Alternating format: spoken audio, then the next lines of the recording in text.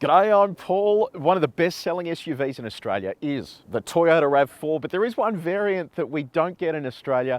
It is called the RAV4 Prime. It is basically a plug-in hybrid version of the popular selling RAV4. Now, this is priced here in the States at almost $48,000. If that is too expensive, the entire range kicks off at $44-ish thousand. This one here is the top spec XSE. It's also got the technology pack as well that adds a bit of money. Now, this competes with things like the Mitsubishi Outlander plug-in hybrid, which we do get in Australia. So I was keen to see what this is like. Today we're going to do a detailed review of this car, so if you do want to skip ahead to other parts of this review, you can use the time codes that are on the screen, or if you're on YouTube, you can scroll down and use the chapters below. And if you haven't done so already, subscribe to our channel and press the bell icon so you can find out every single time we review a plug-in hybrid. Now let's talk design. So your optional colours, a little over $400. Visually, this looks identical to the RAV4 we get in Australia. And in Australia, of course, we only get the hybrid version. This is actually a plug-in hybrid, so it has a much larger battery and it can drive on full electric for a much longer distance than you can on the typical RAV4 hybrid, which always is switching the internal combustion engine on. So down the front here, you've got a big Toyota logo there with blue, which signifies that it is a hybrid product. Bit of cooling there for the internal combustion engine, so 2.5 litre naturally aspirated petrol engine. The performance specs on this are crazy, and I'll run through those when we go for a bit of a drive. You've got some piano black down here, but I can actually see some metallic in that when the sun hits it, which is pretty cool. And then a bit of brushed plastic that looks like aluminium down the bottom there as well. Full LED headlights with an LED running light down here as well. Come around to the side with me. Now, down here, you're going to find yourself a set of 19-inch alloy wheels with a machined finish on the outside and then piano black on the inside there. Fairly decent profile on the rubber there as well. So this should ride nicely, given RAV4 is a pretty decent riding car back home. Bit of piano black with that metallic finish for the wheel arch guards there. Plug-in hybrid badge over here, one of many on the car, just so everyone knows what you're doing. Black on the wing mirror there with indicator built into there. You've got a 360 camera, which means you've got a little camera nestled in there as well. Big old set of accessory roof racks on this with a glass roof, privacy glass, and then come around to the back with me. Now back here, similar to Australia, you've got partial LED taillights, but incandescent globes nestled in there as well. XSE badge, which signifies this is the top spec model. RAV4 and then Prime under there as well, with red and piano black on this bottom section as well, with a shark fin aerial up the top. This also has a digital rear view mirror as well that I'll show you a little bit later on. So let me know what you reckon. Is this too expensive? It's priced around where the Outlander plug-in hybrid is, and that seems to do really well in Australia. So let me know your thoughts on the RAV4 Prime. Should we get it in Australia? Let me know in the comment section. So we are sitting inside the RAV4 Prime. This is what the key looks like. So it looks like a sort of standard Toyota key. You've got lock, unlock, boot, panic, Toyota logo, but this is different. So you press and hold that to activate the air conditioning. So that is different here for the Prime compared to what we get in Australia. When you look at this visually though, it is very similar to the RAV4 we get back home. So there are a couple of small differences here, and they're all part of this package that you can actually get here over in the States with the RAV4 Prime. So I'll run you through just some of the highlights. In terms of the basics though, it all feels really nice. Soft touch finishes, all of these surfaces are nice and soft to the touch. I don't know, the RAV4 just gives you that kind of vibe that it is premium, but you feel like you're getting a premium finish inside the cabin, even down to the rubber sort of dials here for the air conditioning system. I just think they're really nice. So now the interesting thing, that tech package, it actually adds to it touch sensors on all the doors. So instead of just being on the front two doors, which is what you typically find on the more premium vehicles, it's on all four doors, and that is part of the package that's added here in addition to faster charging. Also got a JBL sound system here as well, so it's a really good sound system. Heated and cooled seats, you have dual zone automatic climate control. Another feature that I quite like is a button here that allows you to disable the other climate zones if you're the only person in the car. So it's going to save you battery, save you fuel, depending on which mode you're in. So they're all sort of features there to extend the range of the vehicle and give you more driving ability. And in terms of build quality, it all sort of feels similar to what we get back home. A little bit wonky there in the center, but aside from that, it's all good. Now, infotainment, it is a 10.5-inch display. This is cloud connected, so it means that you're getting a lot of the information here on the screen from the cloud. It is a little bit laggy though. I'm sort of playing with this earlier, and even now you can see there it is just a little bit laggy in terms of how it's moving around. When you switch the car on, it takes forever to clear all its warnings and connect to CarPlay. I've had CarPlay drop out a few times before. CarPlay is wireless, so that's what it looks like there. And sort of, it's quick once it's running, but yeah, it occasionally will just drop out and just stop working. You've got to turn the car off and turn it back on to get everything working. But outside of that, this is all pretty similar to what we have back home in Australia. This does have the ability to do software updates. It also has the ability to do digital radio, but digital radio, turn that down. Digital radio over here in the States is just a little bit different to what we have at home. So you've got other features here like Amazon Music and SiriusXM, which is a subscription service that you have to pay for, but it has all of the digital channels categorized. So whereas back home we get all of our digital channels free of charge, just with lots and lots of ads.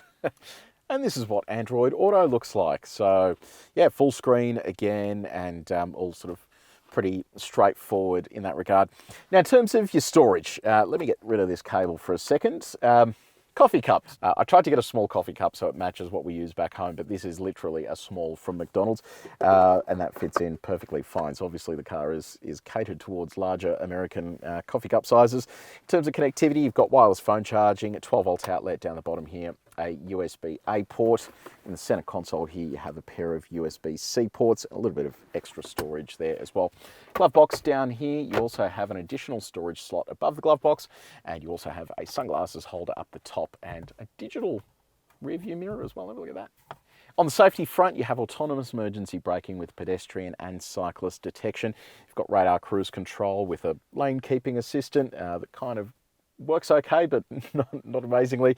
And then you've got a 360 camera. Now, I was really impressed with this camera. Have a look at the quality of this. Pop that into reverse with this annoying beeping. But yeah, super high resolution there. And then you can go wide angle as well and clearly see everything that's behind the vehicle. So, second row, what is it like back here? Typical RAV4, stacks of room. So knee room is great, toe room is really good as well, and headroom is good. That's one of the benefits here of a plug-in hybrid. When you go down the path of a full EV, it tends to have a raised floor because that's where they stick all the batteries, whereas here, batteries are located under this passenger seat and part of the way into the boot. So it means that you have a lot of room to just stretch out and not really be too infringed on your relaxation space. You've got mat pockets in the back of the seats there. You've got air vents here. You've got two USB-C ports, center armrest as well with a couple of cup holders. That's a pretty sort of straightforward place, and heated seats for the outboard seats that are part of that optional package too. Now, cargo space. Let's have a little look. Go make yourself a coffee at this point. We'll probably have enough time. Waiting for this thing to open. When it does open though, thankfully it shows you that you have a stack of cargo space here. So you've got not much under 1,000 litres, and that is big for this. And you've got to keep in mind, this is a plug-in hybrid, so you've got almost a 20 kilowatt hour battery here, plus all of this cargo space, which is really good. Beneath the cargo floor, you do have the compromise of a space saver spare tyre though, so that's where that lives. You do have this though, which is a welcome addition, 1500 watt power outlet. So it's basically a vehicle to load setup, and then a 12-volt outlet just next to it. You can expand the space if you drop the second row, and if you move that out of the way, you're getting around 1,800 litres of cargo space, which is pretty good. Now, before we go for a spin, let's talk about charging. You only have AC charging available, and you can either get 3.3 or 6.6 kilowatt AC charging, depending on which option package you go for. And it's all powered by an 18.1 kilowatt hour battery with a driving range of around 45 miles. Now, that is in theory, because it depends how you're driving. If you're on a hilly road, you're going to be regenning a lot as well. But when it does actually run out of battery, it ends up consuming around 6 litres per 100 kilometres. So driving range of about 60-ish kilometres, and then fuel consumption of about 6 litres per 100 k's when the battery does run out, because you are carrying a lot of that extra equipment around with you. Okay, so we've hit the road in the RAV4 Prime. It's a little bit weird. I'm used to driving the RAV4 Hybrid in Australia, and it sort of hums along quietly, and then the internal combustion engine kicks on when you give it a bit of throttle, whereas here, you sort of give it a bit of poke and nothing really happens, it just stays in electric mode. We've actually kept the battery deliberately charged here as well so that we can actually try all of this out. You do have a number of different drive modes that I'll run you through shortly. Now, what does this package actually look like? So you have a naturally aspirated 2.5 litre internal combustion engine. It only makes around 132 kilowatts of power, so it's not exactly the world's most powerful engine, but it's there to support the hybrid system. So you have a set of electric motors, they call them motor generators, and they basically interact with that internal combustion engine and the high voltage battery as well to deliver torque to the wheels. Now this is both front and rear wheel drive. They don't have a physical driveline connection between the two, and both are serviced by an electric motor and can also be serviced at the front axle by the internal combustion engine. When combined, they produce 224 kilowatts of power. That is a pretty potent power output for such a small vehicle. So it does tip the scales at just under 2,000 kilograms, but it is a decent old chunk of power for such a compact mid-size SUV. Now, what does all that mean behind the wheel? Well, every time you start the car, the vehicle is going to default to using your battery. The whole concept is that when you get home, you'll charge the battery, and the battery is what you're going to use most of the time. When you exceed the battery's driving range, though, that's when the internal combustion engine kicks on to support the hybrid system. And then it works like a typical Toyota hybrid with some minor exceptions.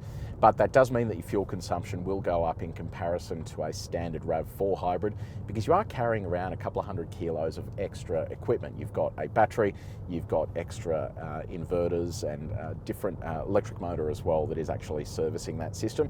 So you will notice that difference there when it is all out of battery. You are actually just lugging around slightly more weight behind the wheel. Outside of that though, it is nice and quiet. When you get below, appears to be about 20 miles an hour. Let's just have a look there. Yeah, it's right there. You can hear this sound come on, and that's the external speaker making noise. When you start accelerating, that then disappears and it's all just sort of quiet motoring. And the flexibility of a plug-in hybrid is that you can really aggressively get on the throttle, and it will give you quite a lot of punch behind the wheel without the internal combustion engine kicking on. So that is the versatility that you get from this. Over the past few days that we've been driving this, we've simply just been charging it each night, so we've barely used any fuel at all. So it is a decent setup if you are in a position to do short trips daily and also charge at home. Now, I mentioned before, in terms of economy, you're getting about 60 to 70 kilometres of driving range when it is on a fully charged battery. Then when the battery is empty, it is consuming around 6-ish litres per 100 k's. So a little bit more than a RAV4 hybrid, which typically we see between around sort of 5 to 6 litres per 100 k's. Now, I hear you asking, what happens if you floor the throttle? Let's just try that now. Oh, that's interesting. So my foot is absolutely pinned to the board and the internal combustion engine hasn't kicked on at all, which is interesting. You do have some drive modes here. So trail mode is for off-road driving.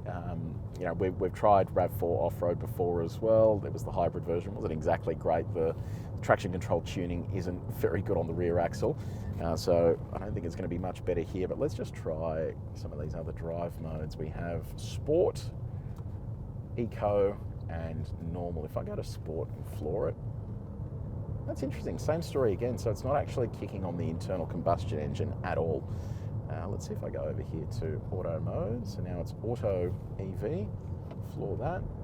There we go. That's internal combustion engine and electric motors.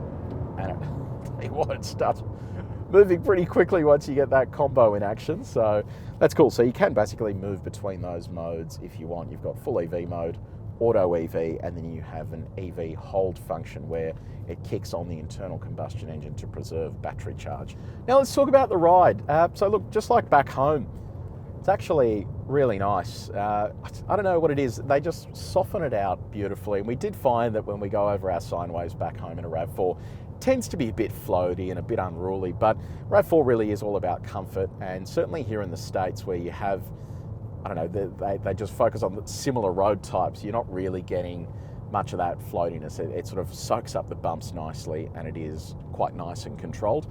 You can see why it doesn't always work in Australia, where you do get that variation in road surfaces. It sort of levels out really nicely here. Now, let's go for a little bit of a punt. Let's see what it's like here. I've got it in auto. It has some incredible urgency. It's ridiculous just how quickly it pins you back in the seat there. And on these nice flowing corners, it's sort of moving along pretty nicely. Good amount of steering feel there. This is ridiculously quick for a RAV4. I wasn't expecting that. Once you get the internal combustion engine and the electric system in full swing, and then you've got the surety of all-wheel drive, it really does kick along very nicely. So I've done a good job with that tuning. It's definitely no sports car, but to be honest, it is significantly better than I thought it'd be. So yeah, pat on the back for them for actually achieving something like this. Now, you're obviously not going to be doing any towing with this, but if you do, it has a brake towing capacity of just over 1,100 kilograms. Road noise, it's never really been a strong suit of the RAV4, and it's the same story here. Once you get onto some of these coarse chip country roads, you are getting a bit of noise into the cabin.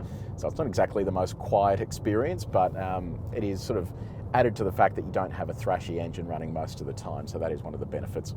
Now, let's talk performance, 0 to 100. So Toyota claims this will do it in under 6 seconds, which is pretty unreal. So let's give this a shot and see how we go. Oh, nice. Pins you right back in the seat. That is unreal. Right, there's 100 k's an hour. Oh, that is unbelievably quick. I was not expecting that, so let's have a little look here. So that is 0 to 100 in 6 seconds, almost flat. That is seriously quick for a RAV4. And that really just comes down to giving you all of that punch from your hybrid drivetrain. You're getting the electric motors coming in, the internal combustion engine, it's all adding in.